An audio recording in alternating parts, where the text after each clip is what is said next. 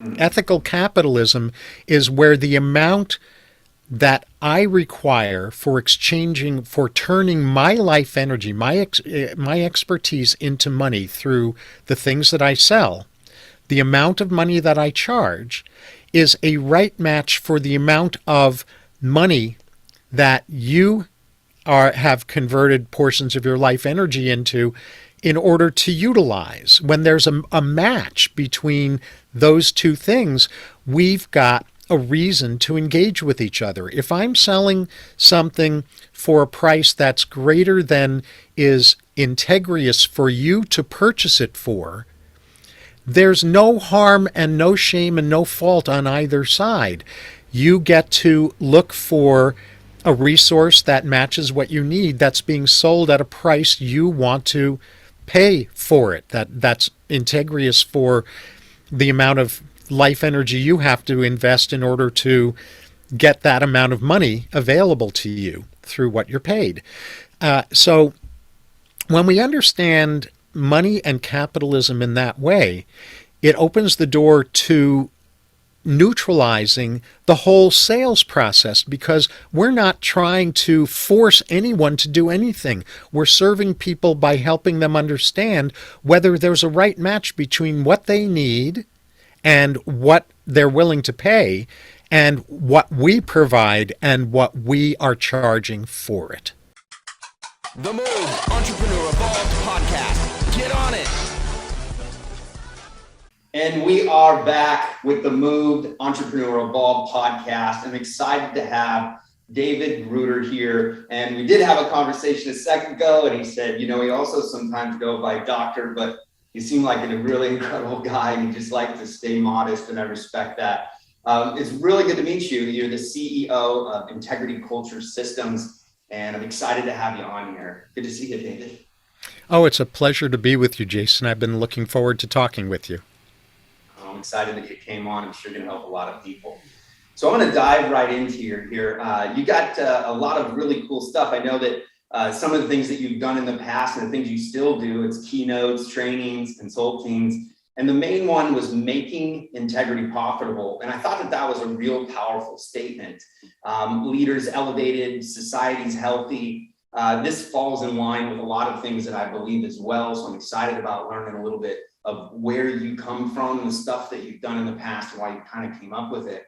So I immediately had a question for you on integrity. And in business, many times you find that you go out and you do business, and you have these integrities, and you have morals, and you have ethics, and you have all those things. And my question to you is, what does integrity mean when it comes to cultures and demographics that you found that maybe there's controversial issues, or maybe there's barriers that need to be broken? What's your thought pattern on that type of question? Oh my, that's a great first question, and we could probably spend the whole time just talking about that. In a business setting, what we're looking at with integrity at the kind of the high level of it is an alignment among the purpose of the business, the true value that the business provides to those it serves primarily, and through that to society, along with the role that each person is playing, so that they're clear about the true value they provide to the team that they're on, if they're inside a team in the business, and the true value that they and their team provide to the business's ability to provide its true value to those it serves. And then the kind of foundational level of integrity is where each person in a company is really clear about the portions of their own personal impact mission that they get to express through the role that they fill in providing their true value to the business's true value. I call that vertical integrity in a business. Oh, okay. And when that is explicit and aligned, everyone works well together, and people feel fulfilled, and the customer feels delighted.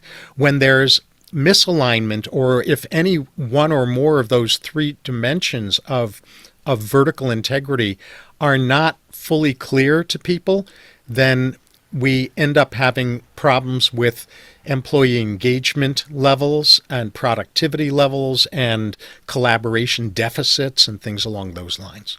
And of course, customer service goes out the window too, You customer know, experience. I just thought about that. Being leadership and being in positions and things, the leader has a sense of integrity, right? And sometimes you don't know what it might be said, but many times it's what our actions are. In those levels, as a leader trying to teach integrity, there's a few things that come to mind, and I'm only going to use this in maybe a customer service if I was at I'm at a department store, just because this is like, right in front of you. But now that we're in businesses that kind of do the same, but people are the same. And so you have a team meeting, you say, look, this is our integrity. Like, this is, we will fulfill this, the customer is always right. These are the type of things that come up that we're going to hold our integrity. At what point do you find that in business that there's times where the customer is really challenging that integrity? How do you hold the line if really this person's trying to rip you off? Because I think integrity many times is a thin line of the nice guy finishes last. There could be a line there that could be crossed. And so it's always an interesting conversation for me, because many times when I've decided to get more shrewd, sometimes I had more success. And so I think that there's this place in integrity where's that line where you kind of got to draw, because people will pull from you. They will take everything from you if you don't have some time of life. So how do you position leaders to kind of handle that? Yeah, great question. And of course, a very common dilemma. And to start responding to that question, I want to disavow the delusion that the customer is always right. It's not about whether the customer is right or wrong. Business is always about, if it's non-manipulative business, if it's responsible and ethical and integrous business, it's always about finding the intersection between what the company most loves to deliver and how they most love to deliver it, and what the customer is looking for. It's all about matchmaking. The customer is never wrong about what they're looking for. They may be needing additional education so that they can get a clearer picture of what they're actually looking for. That sometimes is needed.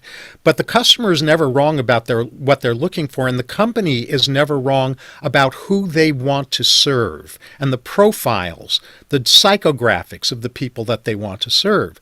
The only question is whether there is a right match between those two things. When the match is there, the integrous thing to do is to collaborate, is to engage with each other.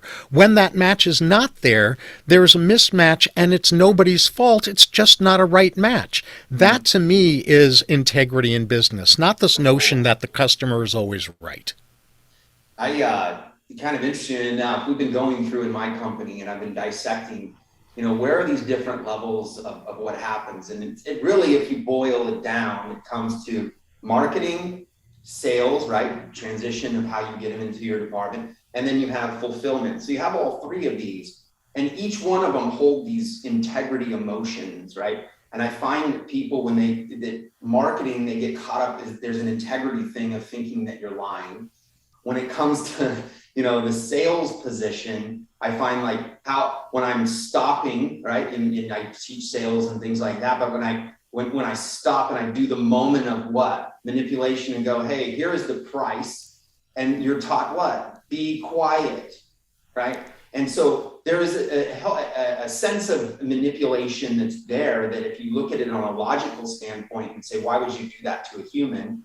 And then when it comes to fulfillment, you have so many different people that you're trying to kind of, at different positions of their lives, trying to go through your fulfillment funnel. So how do you uphold the in the business to say that each one of these are, integrity? You always have, the human resources is always mad at the sales guy, or the accounting department is always mad at the sales guy because they got to write their check, right? Because they're like, I hate it. Why does he make so much money?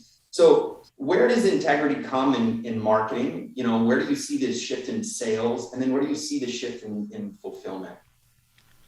Right. Let me add a fourth dimension, because there is something after fulfillment, which is advocacy. I like that. Okay, so I view the hero's journey that a customer goes through as having those four components. The first component is where they get curious enough to want to learn about whatever it is that you're wanting to let them know about. And that's that process of generating curiosity by the right people is what marketing is for. The part of the journey where they're moving toward a yes or a no on purchasing is where they get to understand what the underlying sources of the challenges that they're aware of having, or the aspirations that they're aware that they're not achieving, what the underlying causes of those difficulties are, and what would be wise for them to be looking for by way of a solution, so that they then, by at that point in the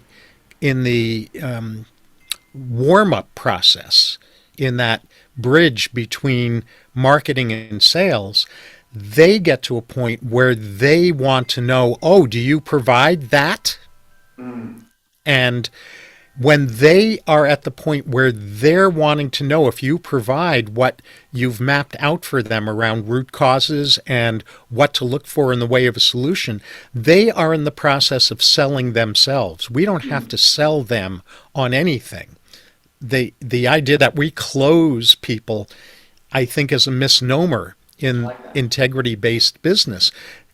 In integrity-based business, a customer or a client sells themselves. They close themselves.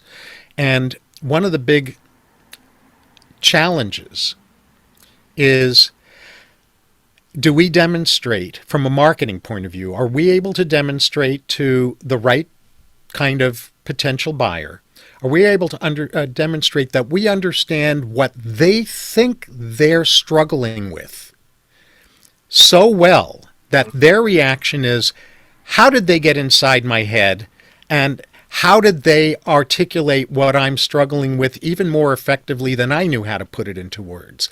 That's when that's done effectively, that is integrious marketing. Integrious selling, there are two versions of selling. Most people don't know this, but there is the classic version of selling that most all of us who value self-responsibility and social responsibility recoil at, which is the Madison Avenue version of selling, the technical term for which was coined 100 years ago by the father of modern public relations, whose name was Edward Bernays. He called it manufactured consent.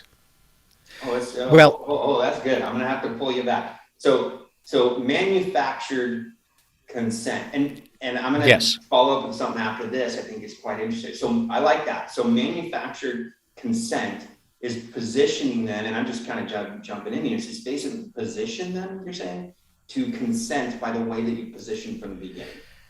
Let me give you a simple definition of manufactured consent. It's manipulating people into supporting products, services, causes, or candidates while thinking they're doing it out of their own free will. I'll never forget being in sales, and I'll never forget they used the word manipulation. And I said, well, why would you use that? And the sense was the ability to manipulate you to get you what you already wanted. And I thought that was so interesting. I thought it really was. And people already want it, you know, they've already made that decision. Many times a salesperson is kind of like, I'm going to show you the route to get there. I looked at these three different pieces, and I think that this might be something that you have a more in-depth piece of it. And then that is that pulling people's strings logically seems very manipulative. But what are your thoughts on the marketing aspect of why people use those pieces of emotion, the dream, all of those things, and in integrity, being able to feel comfortable doing that. And I'll only bring this up probably one time, but I was in church one time, and I went up to the pastor and I said, "Let me ask you a question." I said, "Is this is this is this a lot of truth, and or is there a part of a sales pitch that's in this?" And his statement was both.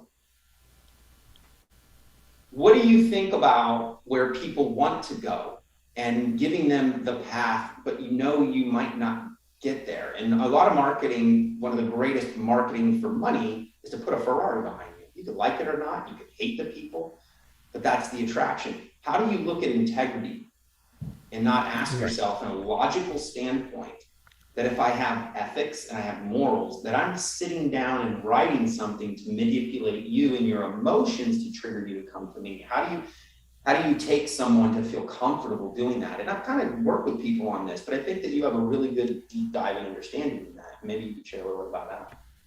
Sure. So the contrasting approach to manufactured consent is informed consent.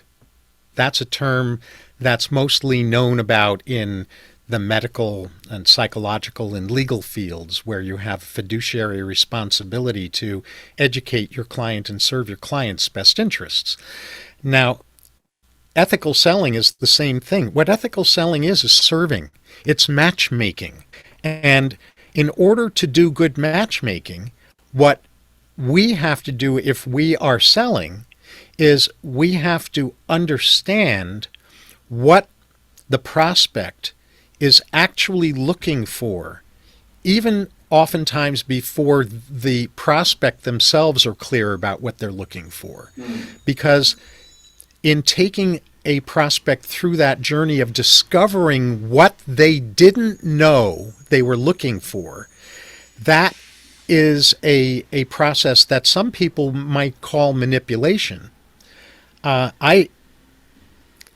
For me, the word manipulation implies that I have an agenda to get you to want what I want you to want, rather than my having an agenda to help you own what you already want but didn't fully understand how to get.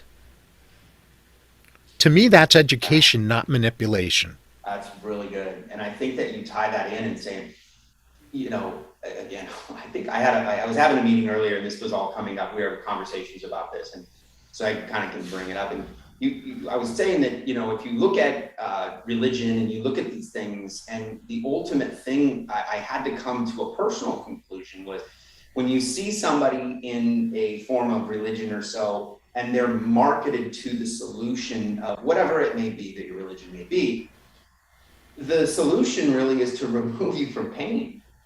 I think this is such a powerful conversation because there's a lot of limiting beliefs that people have when they're in business. And I think that a lot of people conflict in how they feel about how they make transactions. And I think that a lot of what you're sharing is trying to get the root cause of, you can still be in integrity by marketing, closing somebody, and then giving them a product and then delivering it. I think a lot of people think that integrity is in the delivery. Well, the customer experience, the delivery experience, there is a huge amount of integrity in that. Mm-hmm. And you're right. The issue of integrity runs through the entire process. It starts with first contact, and it goes all the way through supporting delighted customers in becoming ambassadors for what you're selling. I think that's let's dive a little bit into that, in the integrity of why you would want those ambassadors. And when you look at ambassadors, what people that don't know what ambassador is, it's basically someone that's speaking for you about what your service does at a microphone, at a big, huge microphone level. But to get there, I think what you're sharing is that by doing those three things, doing them correctly is where ambassadors are created. Does that sound right? Yes. Yes, by doing all of them correctly. And, maybe before we talk more about the ambassadors piece, maybe it would be helpful if I illuminate another crucial piece around why entrepreneurs are reluctant to sell. And that has to do with a faulty definition of money. The prevailing the version of the version of money that we get taught in high school economics, if we have an economics class in social studies or whatever, is money is a medium of exchange. And that definition of money is true but not useful. It's true but incomplete, because it begs the question of what gets exchanged. All that money is portions of our life energy in a converted form. All that is, say that again. All that money is portions of our life energy in a converted form. So everything that you have done has come to this point. Yeah. So from the seller's point of view, the seller has converted portions of their experience and expertise into a product or service that they are selling in order to convert their expertise into, which is a form of life energy, into the form of money. The buyer has done whatever they do in their life to convert portions of their life energy through the work that they do, that they get paid for, into money, so that they can use that converted life energy to buy certain things they want to buy, or to donate to causes, or to multiply the life energy that they've turned into money through investments that they invest in. So the reason this matters is because when we understand that money is simply portions of our life energy in a converted form, we have a way to understand what ethical capitalism is. Ethical capitalism is where the amount that I require for turning my life energy, my expertise into money through the things that I sell, the amount of money that I charge, is a right match for the amount of money that you have converted portions of your life energy into, in order to utilize. When there's a match between those two things, we've got a reason to engage with each other. If I'm selling something for a price that's greater than is integrious for you to purchase it for, there's no harm and no shame and no fault on either side.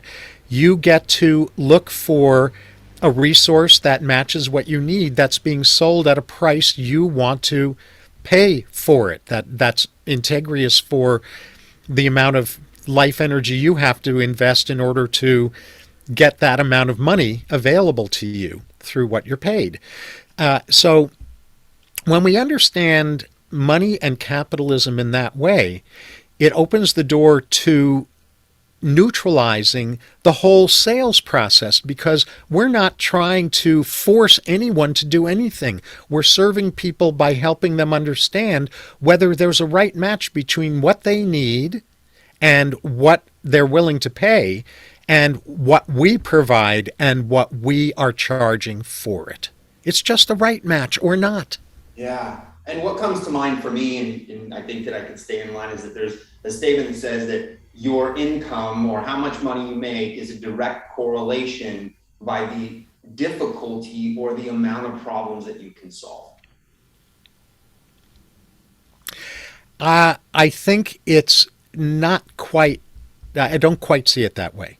So I guess the connection is the amount of need that I have to get it solved.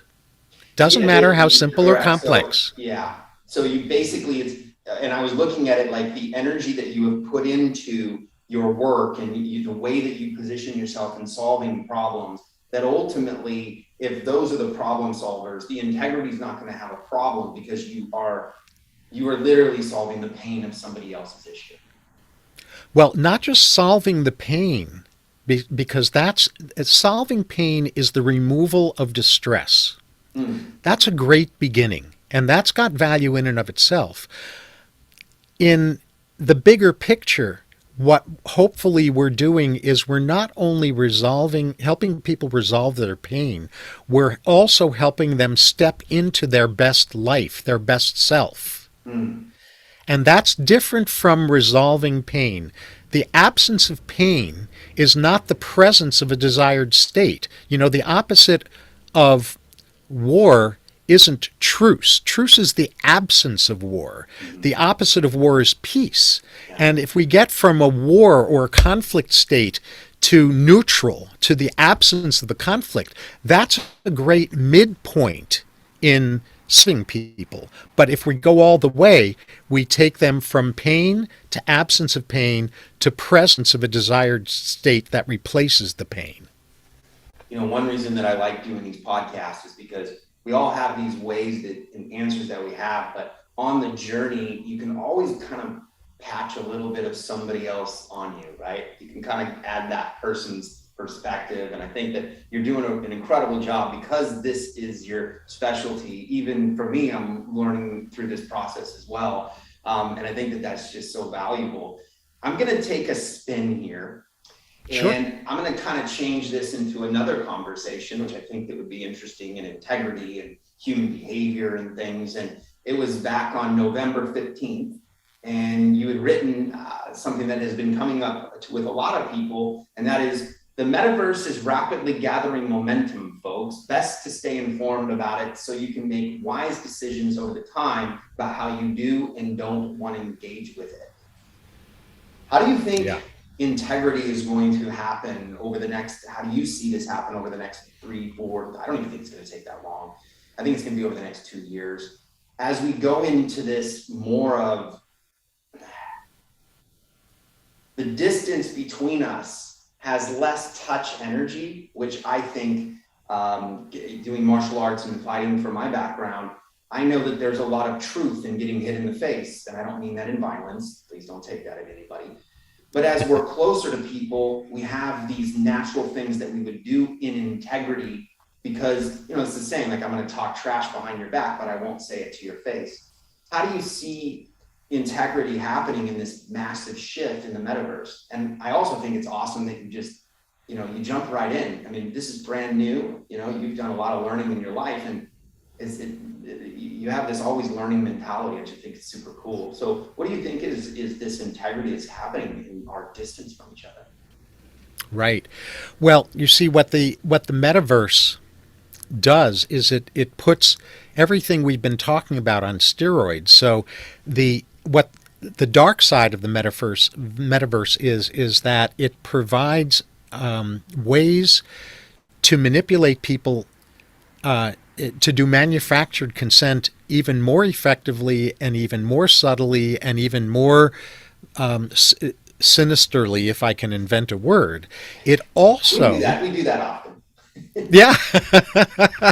It also gives us the opportunity to bring our level of consciousness up to the level it needs to be in order to utilize the blessings of innovations and technology like the metaverse for the evolution and forwarding and elevation of humanity through proper ethics. Einstein said it very well during his life, decades and decades ago. He said, technology has advanced faster than our wisdom to be able to use it.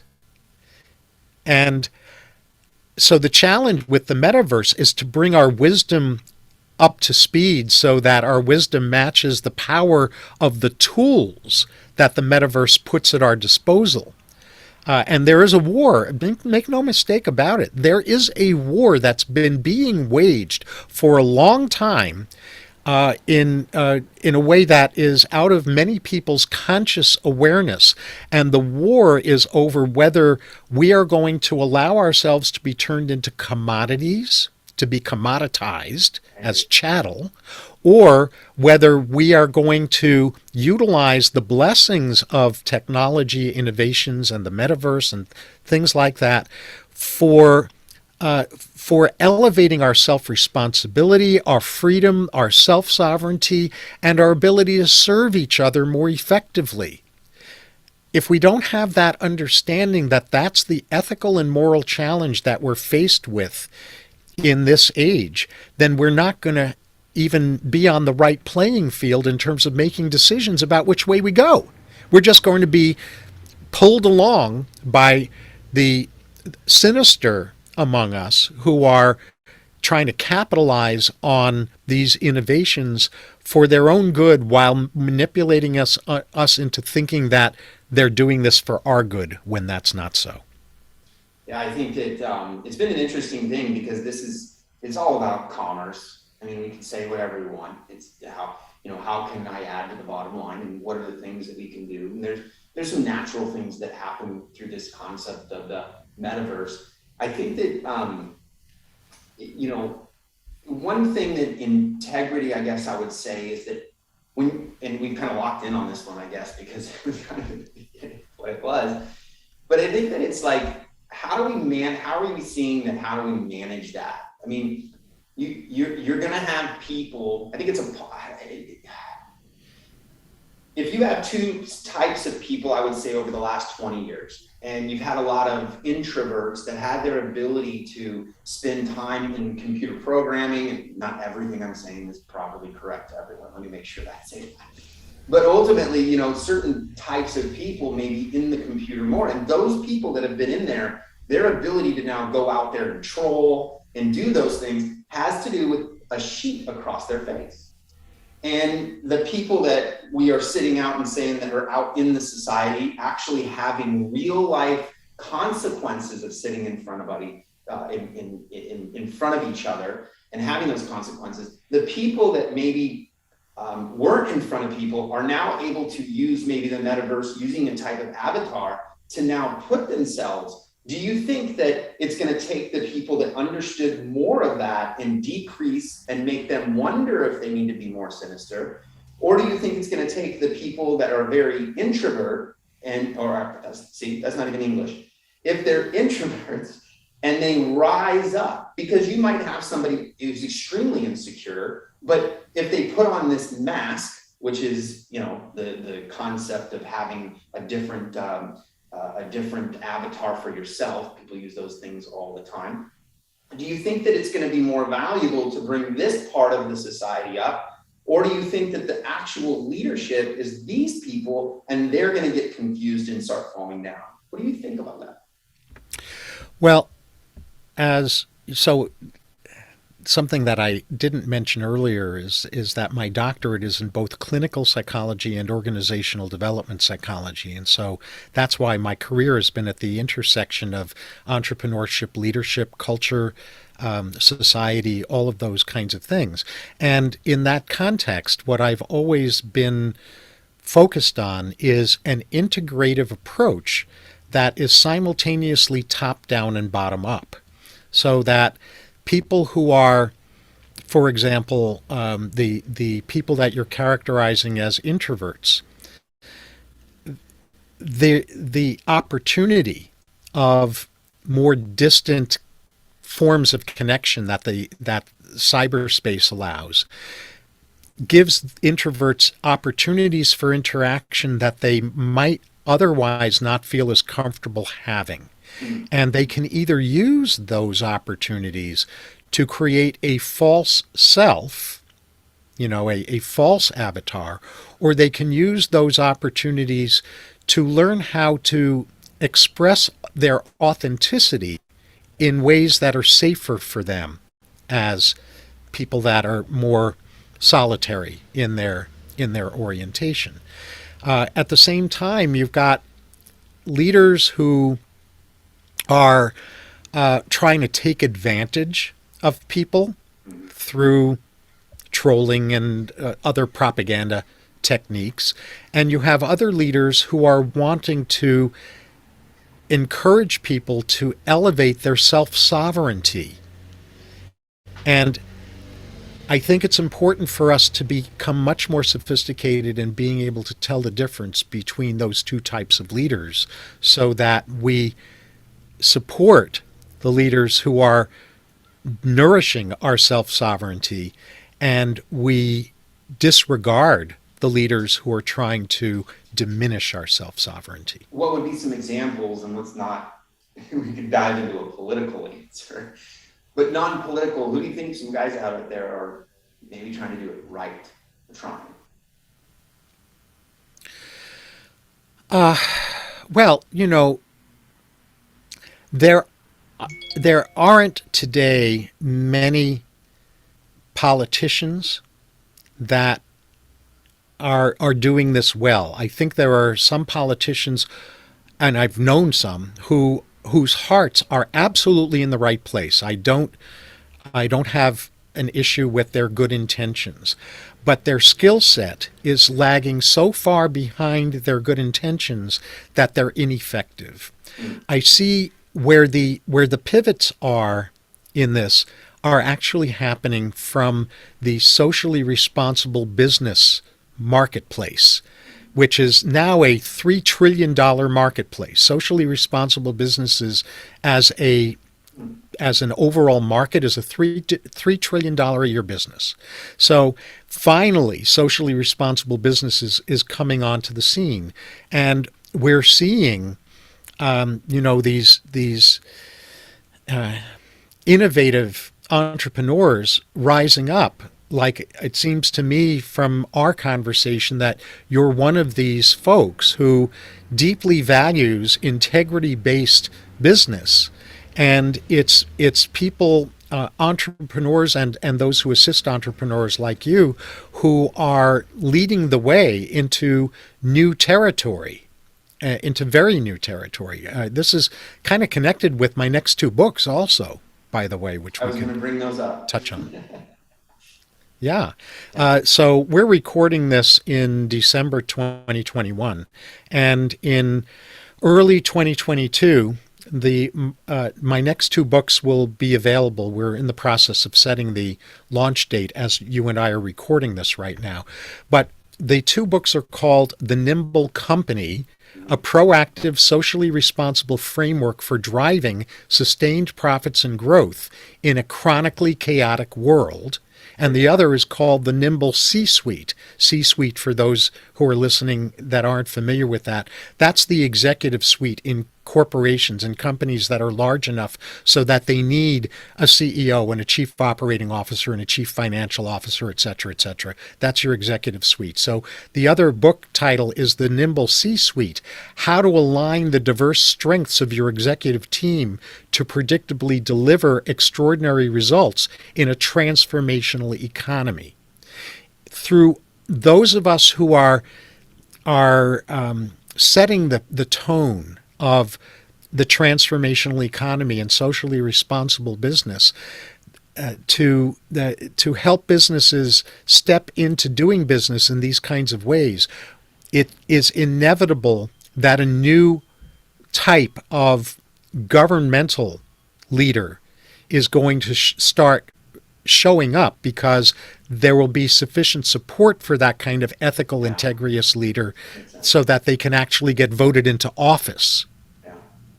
I think Elon Musk is kind of one of those guys. I mean, obviously he has to get down to the bottom line, but So Elon Musk is a really good example of someone who I think has really good intentions in so many ways. Mm-hmm. And because Elon Musk, by his own characterization, lives on the autism spectrum. I was gonna say that, and I was trying to think in my head, how do I politically correct? How do I actually say it? And I'm glad you said it, because I think that there's a part of that. Go ahead. I think I was literally thinking. He recognizes this. This is not something I've decided about him. This is something that I have noted that he has said about himself. Correct. And because he lives on the autism spectrum, part of living on that spectrum, and this is something I know about because I come from an autistic family and I am myself a very high functioning autistic, is that in having difficulty reading social cues, which is one of the challenges of people who live on the autism spectrum, we miss it when we have unintended negative impacts on other people, unless we know that that's a blind spot of ours and we take extra steps to enhance our impact literacy. So that's one challenge. The other challenge is, for those of us who live on the autism spectrum, is that our internal creative world is far more engaging for us than the external world is. And so when we're off in our own internal creative process, we often don't know that we've left others behind. And these are two things that I think Elon Musk deals with. I mean, there have been times when he has said certain things publicly that have created a huge amount of blowback and that he's had to then go back and do damage control on. I don't think that those things that he's done have been because he's a malicious or ill-intended person. I think those are artifacts of his not fully having stepped into his growth edge as someone on the autistic spectrum. I think that lays it out. And I think it was kind of, if you watch the Saturday Night Live, he did probably the best part of it. You know, he obviously says, you know, I'm autistic and stuff like that, but he says, he goes, you guys sit around and you think I'm weird. He's like, what do you think? Of course I'm weird. I'm trying to take us to the moon, or, you know, under those circumstances. Like, what do you think? Of course I'm weird. Like, I thought it was such a natural understanding of, like, I've got to be a little weird because logically you're saying it can't be done. And I have to kind of be a little odd a little bit. And he recognizes his oddness. Yes. And he says, look, I know it's weird. I know it's weird, but, you know, he said, and he was in an interview and he said, you know, you're under this, you said this, and, you know, some words were said, and his statement was like, yeah, there's a lot of words. And I was like, you know, he nails it. He goes, words don't mean it. I mean, what he was saying is like, yeah, a lot of people have words. Okay, you string those into a sentence, but that doesn't mean that they're right.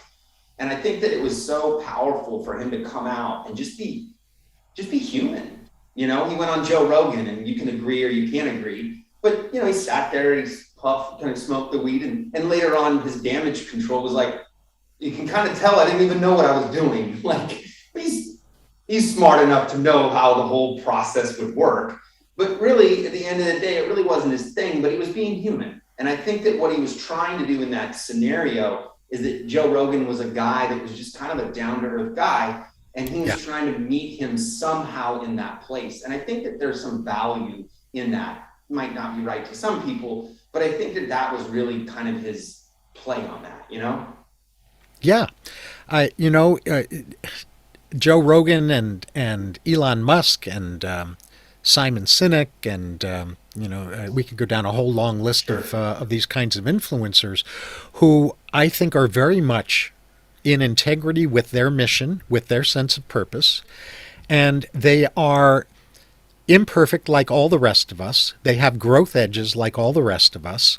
My soundbite around this is that leaders and entrepreneurs build businesses at the level of their self-development limitations despite their highest intentions.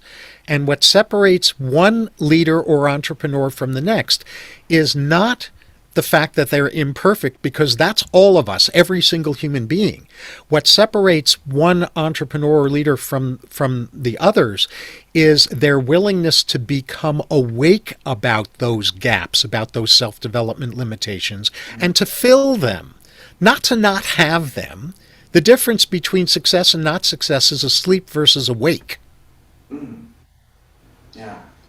I always said, and this is, it has to do with levels of things that you would do at different levels. And I've always said that what I should do is, if I had a 2-story house and my 2-story home had my bedroom in the left and it had, you know, my office on the right or something like that, And I always said that as I walk up, I'd have a painting of God on the right facing my bedroom, and then I would have Machiavelli facing my office. And it always kind of dawned on me, and I was kind of like, Machiavelli's statement was, I need to be able to teach princes how to run dynasties, not to keep this nice fluff, what people have. And I think that the question that I would have for you is, we see people at higher levels making decisions. And when you look at leadership on a one-on-one basis, my emotion with you might be trying to solve your decision on that. People would look at somebody not having an integrity in business when they're trying to move the masses, because the rules are different than the rules are at one-on-one. And so as just humans, how do we accept that different things happen at different levels, and how do we not look at those as non-integrity or integrity situations? Great question. It's about right matching the need and the strategy. It's always about right matching. I was taken in hand decades ago when I was in the process of getting my doctorate by one of my mentors, one of my professors, who was on the organizational development side of my training. And he said to me, David, you really need to be clear about something in order to make a decision about whether you're going to have organizational development as part of your career. I said to him, what's that? He said, the speed at which you can facilitate individual change is generally going to be much faster than the speed at which organizational change can occur. And unless you have it in you to be patient with a longer time frame for organizational change than for individual change, you will get frustrated as an organizational development psychologist and you'll implode. You will fail because your impatience will sabotage whatever good you're trying to do. And so part of the distinction has to do with time frame for change. The other has to do with understanding systems dynamics. The way that individuals function is not exactly the same as the way groups function. And even that's not entirely true, because all of us, if we look at ourselves closely, we are not a single unified self. We are a community of self. We have an inner critic. We have an inner protector. We have an inner child, perhaps. We have the outer leader. We have different types of parts of us. So we're a community of self. And if we don't know that, then we're not going to know how to behave in an integrous way in ourselves. But the more we understand how we are an internal family system, the more effective we can be at implementing and catalyzing positive change in outer systems, in groups, in companies, in cultures, in societies, in humanity. You think that's where kind of quantum physics comes in? Well, quantum physics comes in at all of these levels, because at the quantum level, we can either, as an individual, we can either decide that we're going to make decisions separated from or divorced from or disconnected from collective wisdom that we could tap into, higher wisdom, spiritual wisdom, from an ego state. And the same is true as a society. When you've got the cart, you've got the tail wagging the dog in a society where the societal ego, the societal preconceptions are operating outside of a desire to connect with higher wisdom. You've got all kinds of societal problems, which are exactly what we're experiencing right now in healthcare, in governance, in the sociopathic end of capitalism. So I don't consider capitalism sociopathic, but the way capitalism is practiced by certain companies is profoundly sociopathic. We're seeing this kind of ego play all over the world, and I think this has to do with people not being clear about the pivot point that we are as humanity, because the species called Homo sapiens is over. We're entering a new species. I'm going to have you continue that, and I'm going to ask you. I want to jump into that, but I do want to address that. One thing that I think has been difficult, and you can kind of elaborate on this, is just because I think it jumps right into it, is that our ability to stick into something long enough with such a fast pace, it's difficult to sit down for a minute and then solve the right in front of you problems, because things are changing so fast and the new things are happening all the time. If I was a bricklayer, I would go to work. If I owned a company that was a concrete company and we built walls or whatever it be, I would be able to just go do that position, get really good at that position. My subconscious would allow me to go be that mason, lay all those bricks and do all those things. And since that's a subconscious stance that we have, I don't have to think about how good I am at that. My next state is, how do I treat my colleague? How do I now nurture the guy coming up? But one thing that I'm noticing over and over again, and we just had it in this kind of conversation, was that we just had a discussion about Metaverse. In reality, we're only Facebook's 2011 did it really start to take its hold. So we've got 10 years of what the heck, why people are still trying to catch up to say, in business, I would like to ask you for your email. So when it comes to this sense of integrity, do you think that this confusion of me trying to figure out my job, all these different things, that heightened frustration sits at like a 7 out of 10, and that these frustrations don't allow us to kind of take a step back because our subconscious can't just allow us to do the motions without us thinking? Do you think that's part of why we're struggling with a sense of just not being able to set back and relax and be able to make those decisions? When we are successfully propagandized by the sinister who are pulling strings, we have been trained to tolerate high levels of fear and an orientation toward survival. When we are not manipulated by that, we are not motivated by fear, we are not controlled by fear, we are motivated by love, and we are not trying to survive, we are devoted to thriving. And that is an important distinction, because the momentum that exists now in a large part of the media and a large part of high-level influencers and leaders is all about the news cycle serving the objective of keeping people in high states of fear and arousal. I'm not talking about sexual arousal here. I'm talking about dysfunctional stress arousal, and with a desire to just figure out how to survive the day. As long as we're operating from that mindset, we will be controlled by forces outside of us rather than live in harmony with higher wisdom that lives inside of us that we can connect to at any time we want.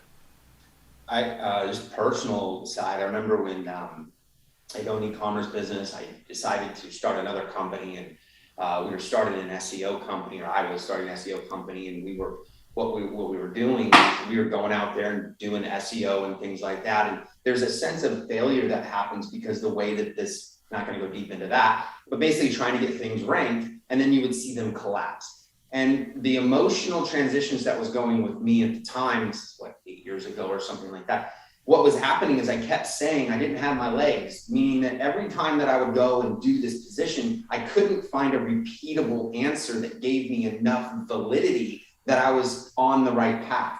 It didn't allow me to say, when I go and do this job, I know that, for example, if you owned a car dealership or something like that, that the new model comes out in September or whatever, it's going to drop in November. Okay, every year there's this repeated pattern. And what I found even with myself was that I had to find that there was a lot of continual little failures that I had to allow in there that will allow me to even stabilize, because all of those things just will always collapse. And I think technology does that to us a lot. What are your thoughts on kind of people that are running these businesses that are shifting so fast? Right. The skill set that is just beginning to be plumbed, be explored and elevated, has to do with upheavals resilience. And that's a shift in terms of the kind of roadmap one is looking for. If one is looking for a roadmap based on a static world where nothing changes, everything is repeatable and predictable from year to year to year, in today's age, that's going to be a faulty strategy, because that type of roadmap has disappeared. We have internal roadmaps around things that we're unconsciously competent about, and then we have other roadmaps internally around our growth edges, things that we're working to become consciously competent with. But with upheavals resilience, the roadmap that we are operating from is a roadmap that has to do with how do we harvest blessings from the unexpected, the undesired, and even the unacceptable. And that capacity to harvest gifts from the constant twists and turns in a society that is in the biggest consciousness upheaval in, as far as I can tell, the last 2,000 years, requires an orientation to developing a different kind of roadmap than the static roadmap you were referring to. It's got to be a dynamic roadmap. I've been kind of going through this in my head for over the last year and a half and really trying to find out what that answer is. And I think that what is the root of it, and maybe you can follow along with, this same statement, but basically is you're going to have to be able to create products and create offers more often that might not last as long, and be okay with that. And so the actual strength of an entrepreneur is his ability to find more problems and then make more offers, because the offer will not last forever, because the piece, there's things about, how many people jump on Facebook ads and then all of a sudden I'm the man who's doing Facebook ads, and then all of a sudden your cost per click goes through the roof. Facebook shuts you down, and you're trying to tell your wife or your husband or your family, you're like, I don't even know what's going to happen next. And I think that this is something that people are doing. The only conclusion that I came as an entrepreneur is you got to get back down to fundamentals and become a master at creating new offers, because the human behavior is changing so quickly that the new pains or the transition or whatever, as we talked about at the beginning of the podcast, those are shifting so fast. I don't think the core of us humans are changing at all. I think we're doing the same thing. We're just not running from, coyotes as much. We just have figured out how to put these things in front of us. What you're saying is spot on, and it ties back into what we were talking about a little while ago about time frames. So when we're really solid about our vision and our mission and our values, at that level of things, we have something that is pretty evergreen. It's pretty timeless. It may not be immortal. We may refine and fine-tune those things over time. But when we're clear about those things, the core of that endures over long periods of time. When we translate vision and mission and values into a specific product or service, Strategy is the next longer time frame. So we may be able to employ a strategy that it will endure over a period of years, but tactical implementation has to be able to pivot at a moment's notice. So somebody, for example, to use your example, someone who is a whiz, has become a wizard at Facebook ads when Facebook ads were inexpensive. They tactically, they either have to pivot over into a high leveraged, newly emerging way of monetizing Facebook ads, or they need to pivot over into a different internet marketing strategy that has become leading edge today that wasn't even on the map a year ago. That's tactical pivoting. Yeah. Even with products, there are certain products that really are evergreen products, but the marketing messages that are utilized, and even the delivery methods for those products or services, those things do and have to change over time as market demand and market problems in the marketplace continue to evolve. So, think about this time as a funnel. We've got the more durable parts of our purpose and our vision that last over longer periods of time, and then strategy, a less long period of time, but still a reasonable period of time, and then tactics have a very short time frame, and we have to be constantly evolving and pivoting tactically in terms of marketing and delivery methods. I think I think that once we get over our head that, and the only thing that came to mind right now, I don't know why, but it was like the number 2 pencil. We're all looking for the number 2 pencil that lasts for 45, 50 years, 70 years. And it took the number 2 pencil where everybody's like, we're going to go to the pen now. But that took forever. I mean, that was like the thing that stayed forever. And I think that we are looking as a society for things that will ground us. And I think that what you're sharing is so powerful, because really at the end of the day, the grounding is our ability to then transition internally as organizations. We build the transition in. Is that kind of, and I think solo entrepreneurs struggle with that because they don't have the resources to make those shifts as fast. Right. Well, the problem with being a solopreneur is that if you're the chief cook and bottle washer, you have placed an upper ceiling on the amount that your business can grow, and that's okay. If you're doing a lifestyle business, then there's no problem with that. It's all about informed consent again. So there's nothing inherently wrong about staying a solopreneur if it's aligned with your financial and lifestyle objectives. If your objectives are grander than what a solopreneur can do on their own, then you've got to shift into being an entrepreneur and more of an orchestra conductor than the chief cook and bottle washer. Well, I could definitely talk to you all day, but I do want to make sure we go back to the transitions that you were talking about, of the Homo sapien transitioning over. And I haven't dove into a lot of this, and I had been speaking with some people, and they were, going, and I don't know if this is even it, so I might butcher it. I'd be way off, but there's people talking about the alpha male concept of people that are basically coming through, and that there's more of this softness that is coming in. I'm not sure if I'm a buyer of that. I think that there's always a sense of, for me, it's like, that sounds great until the new 14-year-old with testosterone decides they want to take over the world, and then that whole entire concept is gone. I always say, people will want world peace until testosterone gets involved. So unless you're going to remove that, the nuances of the youth have always been punk rock. It's always been that way. And so I think that there's, I obviously went on a tangent of what I got from that, but what is it that you wanted to tap into? Because I'm interested in what that transition is that you see.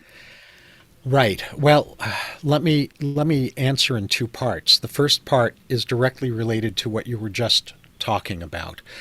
The alpha male versus the softer approach, that is an attempt to articulate something that, in my opinion, doesn't quite hit the mark, even though the thing they're trying to talk about is absolutely crucial and needs to be talked about and needs to be addressed. What's happening as I see it, is that we're finally stepping from animal versions of masculine and feminine archetypes in all of us, the masculine energy and the feminine energy in all human beings, stepping from the animal version of that to the divine version of that. There are basically, to soundbite it, there are two forms of love that all of us have access to, and I believe all of us have a responsibility to become masterful with, not one over the other. The masculine consciousness form of love in all human beings is love through challenging people. And the feminine consciousness form of love in all people is the form of love that is about nurturing.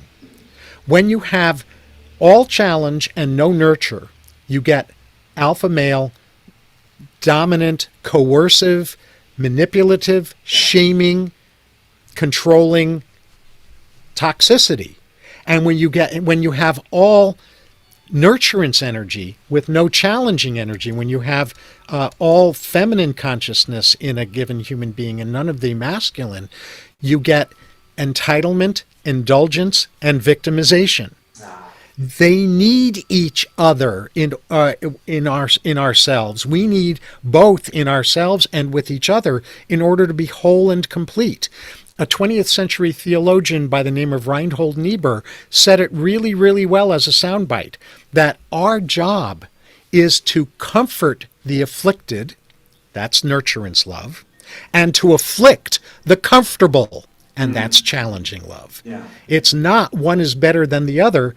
It's both and. The marriage of the divine masculine and the divine feminine forms of love are part of where humanity is evolving into this new species. So that's part one. Yeah, and I think it's part two. Do you think, just to kind of add on to it, do you think that that's where the word of people saying, I'm not angry, I'm just being stern? You think we've been trying, like that terminology is like, we're trying to get through that. I'm not trying to be an ass, I'm just trying to be stern. And there's like, and there is a difference, there is a difference. But do you think that that's like a natural humanity of trying subconsciously to try to break those walls? Do you think that that's... One of my online courses is on anger literacy and effectiveness, and it ties into what you're talking about right now. People's understanding of what anger is very, very distorted generally. When people think of anger, they think of rape, pillage, destroy kind of stuff. And all that anger is, if it's pure, true anger, is none of that. It's simply no or ouch. That's it. Okay. Anger is no or ouch. Anger, I gotta get my head around it. No or ouch. Okay, give me something so I can... Sure. Yeah. It's when people get angry, it's because they realize that they have a boundary that they either didn't know they had or they thought they could get away with ignoring. And as a result of not knowing they had the boundary or trying to ignore the boundary, they reached a point of agitation where the no comes out in an angry way. Or when somebody literally or figuratively inadvertently steps on my foot, it registers as an ouch, regardless of whether they intended to step on it or not. The ouch is going to come out as stop it. Yeah. Right? That's pure anger, no or ouch, which is half of a boundary. The other half of boundaries is yes and yum. What does fit and what does feel good and what does serve, right? So, when people are saying, I'm not angry, I'm being stern, or here's another variation, by the way, Jason, I'm not angry, I'm being passionate. Sometimes they're actually right. Sometimes they're being passionate or being stern, and they're misunderstood as being angry because of the way they're expressing that, and because of the preconceptions of the people they're doing that around, because it's co-created. And sometimes they are saying, I'm not angry, I'm passionate, or I'm not angry, I'm stern, because they're confused about the difference, and they actually are angry. Mm-hmm. Right? Varies. It varies. I think we could talk forever. This has been incredible, David. I think that you bring a nuance to the conversation. I think you bring knowledge and wisdom to people. And I think that you've articulated the psychology as well as the process that even moving forward, that people, as you know, we talk about what the future looks like, kind of what the passes look like. How do people get your new book? I'm going to go ahead and repeat it myself so that I hope that I get on and I can purchase the book when you get it. I'll be one of the first ones if you send me a link. It's The Nimble Company and it's The Nimble C-Suite. And can you give us an idea of when those are going to be coming out? Yes. And for your sake, I've typed in the subtitle and subtitle of both books into the chat box for your reference. Sure. We expect, my co-author and I, my co-author on these two books is Mark S.A. Smith, who is another one of these marvelous thought leaders and innovators. And Mark and I are wrapping up the manuscript for both books this month, being December 2021. We're fast tracking the publishing of both of these books. So the books could be out possibly as soon as late January of 2022, and if not, then February or at the latest early March. But I'm thinking, what's that? We'll give you Q1. Q1. It'll be Q1 of 2022 that the launch will happen for both of those books. David, it's been a blessing, and I do appreciate you coming on and giving your knowledge. You're going to help a lot of people through this. How do they find you? The simplest way to find me and to be in contact with me is through my main website, which is drgruder.com. That's drgruder.com. It's amazing. I appreciate you being on the Moved Entrepreneur podcast. Everybody's going to enjoy this. And again, thank you very much. We'll close it out. Thanks, man. If you like this episode, make sure you smash the like button and subscribe to the YouTube channel. Just like Nike is to athletes, Moved is to entrepreneurs.